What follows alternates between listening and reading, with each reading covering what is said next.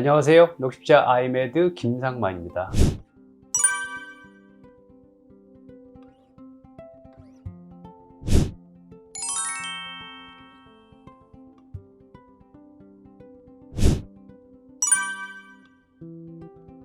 그래서 이제 밀가루의 이제 성분을 아까 제가 모양으로 설명을 드렸지만, 지금 이 밀가루의 성분을 보면 특히 좋은 영양소예요.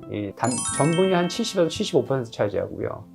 단백질이 한 8에서 15% 정도 차지하고, 수분이 한 10에서 15% 차지하고, 지방도 있어요. 지방도 한 1에서 2% 정도 차지합니다. 그런데 우리 몸에 이제 문제가 되는 건 이 밀가루의 8에서 15%가 단백질인데, 단백질의 85에서 90%는 글루텐이에요. 그리고 알부민도 있고 글로불린도 있지만, 그래서 이 글루텐이 이제 밀가루에서 주된 단백질이 되는 건데, 이 글루텐은 50대 50으로 하나는 글리아딘이라는 성분, 그리고 글루텐이라는 성분 두 개로 나눕니다. 이런 것들이 서로 수분하고 만나서 반죽을 하면 이제 이게 글루텐이라는 단백질로 형성이 되는 거죠. 제가 이제 어떻게 이 밀가루를 요리해 먹을까를 이제 설명을 이제 드리기 위해서 제가 이 성분을 조금 더 자세하게 드리면, 이 글루텐은 이 글리아이라는 성분, 이거는 주로 점성, 끈적끈적함이 있고 이렇게 부풀어 오르는 그런 성분을 갖고 있어요. 그래서 주로 빵의 부피를 결정하는 게 바로 글리아딘인데, 이 글리아딘 성분하고 글루텐이라는 성분이 있어요. 이거는 쫄깃쫄깃함을 결정해요. 주로 이제 탄성을 결정하죠. 그리고 이거는 반죽 시간이 많을수록, 그리고 반죽의 형성 기간이 많을수록 이 글루텐은 더 많아져요. 그렇기 때문에 우리가 이 밀가루 음식을 쫄깃쫄깃하게 맛있게 만들 것이냐, 아니면 부드럽고 바삭하게 만들 것이냐는 바로 이 요리 글루텐을 많이 만드느냐 많이 만들지 않느냐에 따라서 결정이 됩니다. 반죽을 많이 할수록 많이 만들어지죠. 그래서 찬물로 하는 것보다는 따뜻한 물로 하고, 그 다음에 반죽을 오래 하면 할수록, 또 힘이 많은 사람이 반죽할수록 이 글루텐인은 올라가게 되고요. 그 다음에 소금이나 계란을 섞으면 이 글루텐인이 올라가요. 근데 쫄깃한 맛을 좋아하는 것도 있지만, 어떤 쿠키라든가 과자 같은 거는 이 부드러우면서도 약간 바삭한 맛이 있어야 되잖아요. 그럴 때는 이 글루텐인을 낮춰야 되잖아요. 그렇죠? 그래서 그걸 낮추기 위해서 바삭한 맛을 하려면 반죽을 찬물로 합니다. 찬물. 그래서 쿠키나 이런 거 만들 때는 찬물로, 그리고 튀김 같은 것도 찬물로 해야지만 이 바삭한 맛이 더 올라가고, 오히려 질긴 맛은 더 덜해지고 그렇거든요. 그 다음에 설탕을 집어넣으면 바삭해지고, 전분, 이런 감자나 이런 고구마가루 만든 전분을 집어넣으면 녹말가루라고 그러죠. 이걸 집어넣게 되면 바삭한 맛이 올라가고요. 그리고 지방이 이런 글루텐인을 적게 해서 부드럽게 해주는 아주 좋은 원료가 돼요. 그 지방 중에서도 불포화 지방산은 액체로 실온에선 존재하잖아요. 그래서 불포화 지방산일수록 오히려 이렇게 글루텐인을 적게 해서 어떤 부드러운 맛, 바삭한 맛을 이제 더해주기 때문에, 이런 불포화 지방산의 어떤 포도씨유라든가 카놀라유, 그리고 올리브유도 뭐 불포화 지방산인데 되게 좋은 불포화 지방산이죠, 올리브유가. 그래서 이 요리 과정에서 이 글리아딘과 글루텐의 형성 비율을 조절함으로써 구미에 맞게, 그리고 그 음식에 맞게 조절하기 때문에, 만약에 이 글루텐 형성을 조금 적게 하려면 이 글리아딘 성분보다는 이 글루텐인을 조절을 해요. 그래서 글루텐인을 좀 낮추면 이 글루텐의 성분이 조금 소화가 잘 되는 성분으로 가기 때문에, 요리 방법에서도 이제 이 글루텐을 줄일 수가 있는 거죠. 나는 근데 밀가루에 불내성이 있고, 정말 밀가루 안 먹으면 건강이 좋아지는데, 그래도 먹고 싶을 때가 있지 않습니까? 라면 땡기는 날, 밀가루 음식이 정말 먹고 싶다면 어떻게 하면 좋을까에 대해서 제가 한번 공부를 해봤어요. 자, 그래서 그러려면 첫 번째는 글루텐을 줄여야 되잖아요. 그래서 글루텐을 이제 줄이는 방법은 이제 요리 방법으로 제가 줄일 수 있다고 해요. 그래서 밀가루는 여러분들 아마 마트에 보면 이 강력분, 중력분, 박력분 이렇게 나옵니다. 이게 지금 요 밀가루가 이제 소위 말해서 이 강력분이거든요. 이게 강력분이고, 그 다음에 중간에 있는 게 이제 보통 요게 중력분입니다. 그 다음에 요게 있는 게 겉으로 봐서는 다 똑같죠. 근데 색깔은 좀 다르지. 이게 이제 박력분이고요. 그래서 이게 용도가 조금씩 다른데 우리가 의학적으로나 분류를 이렇게 뭐 생김새로 하지 않고 글루텐 함량에 따라서 합니다. 그래서 이 글루텐 함량이 13% 이상인 거는 이제 강력분이고요. 그리고 10에서 13%가 있는 게 이제 중력분이고, 그다음에 박력분은 10% 이하로 이 글루텐이 있어요. 그러니까 글루텐을 덜 섭취하려면 어떻게 되죠? 박력분 쪽으로 가줘야 되는 거죠. 근데 이 용도가 달라요. 이 강력분은 이 부풀고 쫄깃쫄깃하고 이렇게 만들어야 되기 때문에 주로 빵 만들 때 많이 쓰고요. 그 다음에 피자 도우, 이게 늘려야 되기 때문에, 그래서 이게 강력분을 쓰고 이 쫄깃한 식감을 이렇게 올릴 때 이제 주로 강력분을 쓰게 되는 거예요. 사실 라면도 그래서 이 박력분으로 만드는 라면이 있고 이 강력분으로 만드는 라면이 있어요. 그래서 쫄깃한 맛을 좋아하는 사람들은 강력분으로 만드는 라면을 좋아하게 될 거고, 조금 부드럽고 소화가 잘 되는 거로 하려면 이 박력분으로 만드는 그 라면을 선택해야 되겠죠. 그래서 자세히 보시고 하시고, 이 중력분은 글루텐 함량이 중간 정도인데 아주 다목적이죠. 그래서 뭐 수제비, 칼국수, 만두, 피, 그다음에 부침가루, 이런 것들이 다 중력분으로 만들게 됩니다. 근데 박력분은 이제 부드럽고 바삭하고 어떤 그 고소한 맛에 먹기 때문에, 이 고소한 맛은 이제 버터 양으로 조절하지만 아무튼 이런 쿠키나 케이크, 그리고 어떤 튀김, 이런 거에 사용하는 게 이제 박력분입니다. 그래서 이걸 만드는 방법은 뭐 밀가루를 달리 하는 게 아니에요. 그 제조를 이제 다르게 합니다. 그래서 이런 그 강력분을 만들 때 우리가 그걸 딱딱하게 만들어서 경화라고 하거든요. 이때 많이 들어가는 게 이제 소금이 이제 대표적인 거예요. 아까 제가 글루테닌을 올리기 위해서 소금을 집어넣는다고 했잖아요. 그럴 때는 이제 이 글루텐의 탄성을 강하게 하기 위해서 이제 소금을 집어넣고, 두 번째 비타민C도 집어넣어요. 이 글루텐의 형성을 촉진시키기 때문에 이 강력분을 만들 때 사용하고, 그리고 대표적인 게 칼슘하고 마그네슘이 집어넣어서 이 글루텐의 탄성을 강하게 하는, 이때 이제 사용하는 이제 소금, 비타민C, 칼슘, 마그네슘이 이제 강력분을 만들 때 하는 첨가제고요.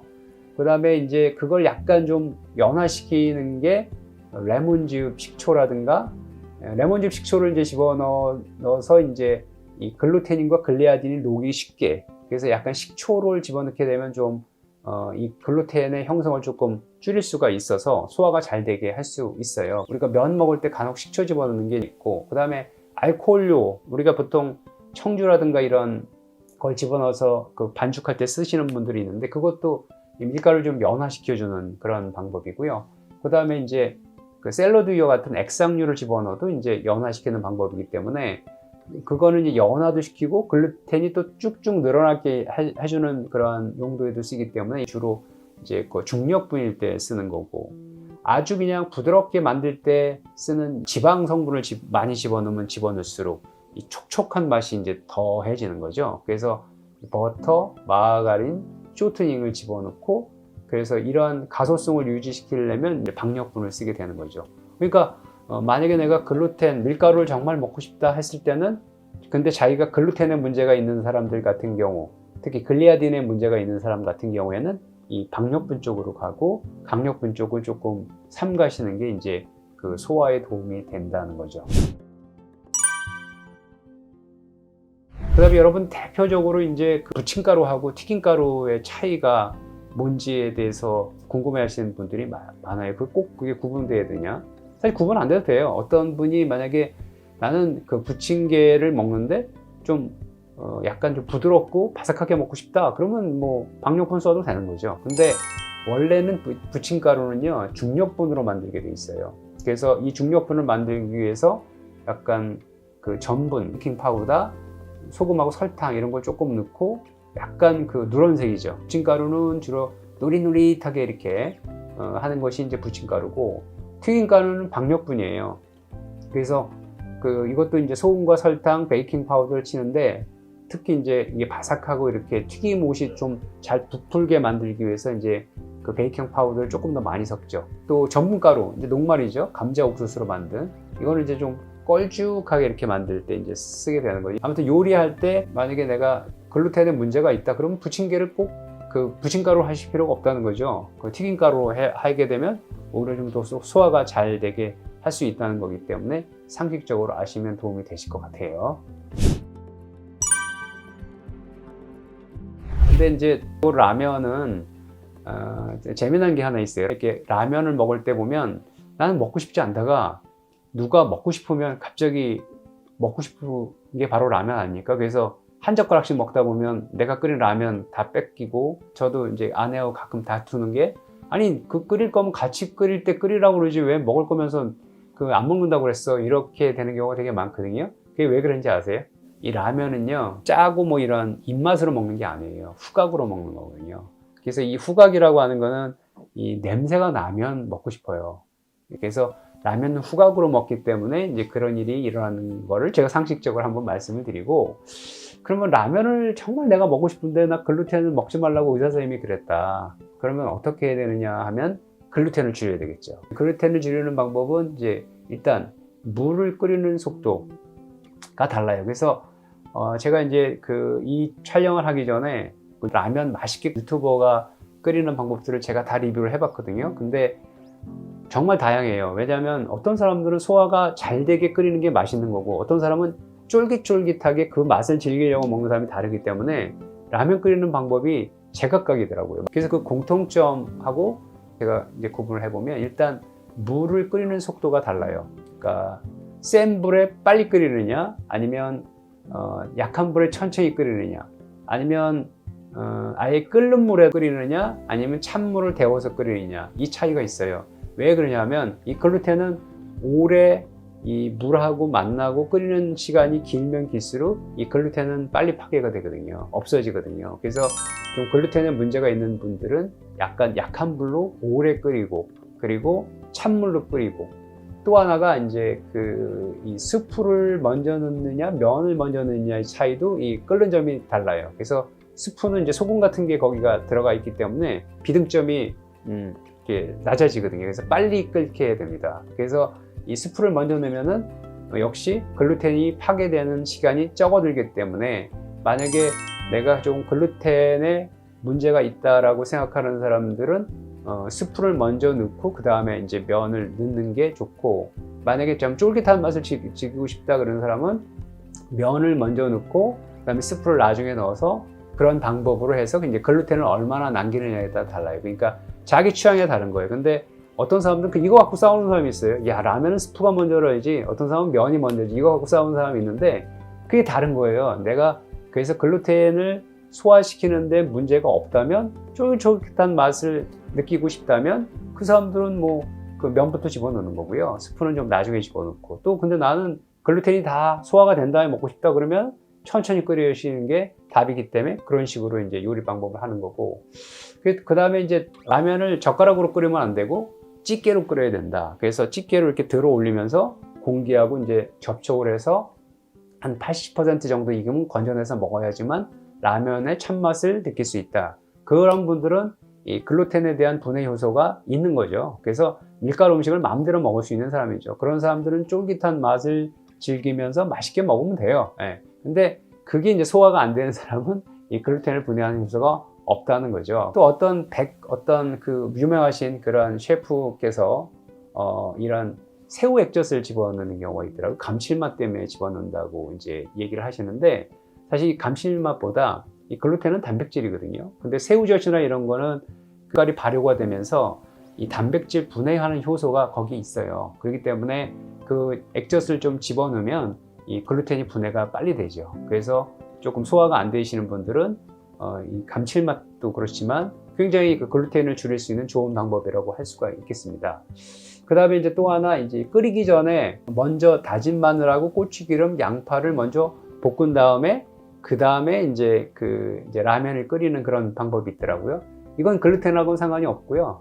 이것도 되게 좋은 방법이에요. 왜냐하면은 우리 음식 중에서 이런 마늘, 양파 이런 것들은 이 볶기 전에는 아미노산이 이제 글루타메이트라고 하는 거거든요. 그 글루타메이트가 대표적으로 이제 조미료죠. MSG. 이 글루타메이트가 우리 몸에서 감칠맛을 느끼게 해주는 건데, 이게 보통 음식에나 이런 그 식물에 이렇게 함유되어 있을 때는 보통 글루타민이라는 성분으로 이게 들어가 있어요. 그래서 글루타메이트가 되질 않아요. 근데 한번 볶아주게 되면 그게 글루타민이 글루타메이트로 되면서 그 감칠맛을 느낄 수 있죠. 식초 한 방울을 제가 얘기했죠. 이게 보통 당력분을 중력분이나 박력분으로 만드는 게 바로 식초이기 때문에 식초를 한 방울 넣는다는 거는 우리가 보통 이 글루텐을 줄일 수 있는 그런 그 라면 끓이는 방법의 하나일 거고, 이 요리하고는 다르게 먹는 속도예요. 먹는 속도가 뭐냐면 우리가 이제 아무래도 이 밀가루는 전분이 70% 이상 차지한다고 되어 있잖아요. 전분을 분해하는 그 효소는 아밀라제예요. 이 아밀라제는 우리 침 속에도 많이 있고 췌장에도 있어요. 그래서 이게 두 가지로 다 소화가 되면은 이게 그 소화가 잘 되는데, 면치기라는 걸 하잖아요. 면치기. 후룩 하고 꿀꺽 삼키잖아요. 그러면 입에서 충분히 씹지 못하고 넘기는 경우가 대부분이잖아요. 면치기가. 그래서 밀가루 음식이 바로 이제 아밀라제가 잘 묻히지 않고 위나 장으로 가게 되면 소화가 안 되는 거거든요. 그래서 이런 소화 기능이 좀 떨어지신 분들은 면치기를 하면 안 돼요. 그래서 라면을 좀 천천히 좀 드시고, 또 뭐 수제비나 이런 것들도 그냥 뜨겁게 먹게 되면 후루룩 먹게 되거든요. 그러니까 좀 약간 식은 다음에 먹게 되면 천천히 먹을 수가 있기 때문에 어떤 그 온도하고도 되게 관련이 있어요. 이 따끈한 걸 좋아하면 후룩 삼키게 되거든요. 이게 입에서 너무 이렇게 뜨거우니까. 그 맛을 좋아하는 사람들은 이제 그렇게 드시는데, 그런 분들은 이제 소화가 안 되는 거예요.